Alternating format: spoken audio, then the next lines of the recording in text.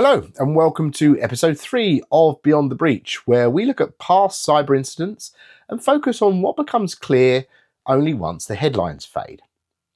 In this episode, I want to talk about something that rarely gets, in my opinion, the attention that it deserves, and that's employee data, and in particular, the exposure of that data. Not customer data, not payment cards, the things that always make the news, but the data organisations hold about their own people. When breaches are reported, employee data is often described as secondary. Payroll records, HR systems, contact details. It's usually framed as a compliance issue, something to notify, remediate, and move on from. But in my opinion, that framing misses one of the real impacts here. Employee data exposure lingers in ways that customer data often doesn't.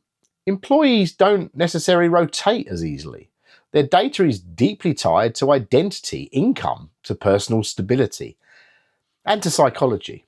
And they don't necessarily have the option to take their business elsewhere. Maybe they're loyal to the company. When that data is exposed, trust is damaged internally, not externally. And that has long-term consequences in my experience. When employee data is compromised, organisations often underestimate the second-order consequences. Morale tends to drop. Internal confidence in leadership tends to be shaken. Risk tolerance tends to tighten. People become more cautious, more defensive, perhaps less willing to take initiative. This doesn't show up, of course, in traditional security metrics, but it does show up in culture. Most organisations treat employee data exposure as a regulatory event. Notify, comply, close the ticket. But resilience isn't just about meeting obligations, it's about preserving the operating fabric of a business. If people, the employees, no longer trust the systems that hold their most personal information, that distrust is likely to bleed into how they work, and in particular, how they collaborate. What I'm describing isn't about one organisation or one incident. These patterns are things that I've observed repeatedly over multiple industries and types of company and types of breach.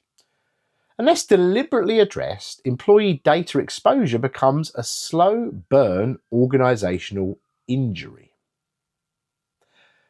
So what are today's takeaways? Well, firstly, I think leaders should consider that employee data exposure is a resilience issue, not just a compliance one. Secondly, internal trust is likely to take longer to rebuild than external reputation. And then thirdly, post-incident recovery plans should explicitly address employee confidence and employees as stakeholders. And finally, if you want to understand the real impact of a breach, look inwards as well as outwards. That's the clarity I wanted to explore today. Beyond the Breach.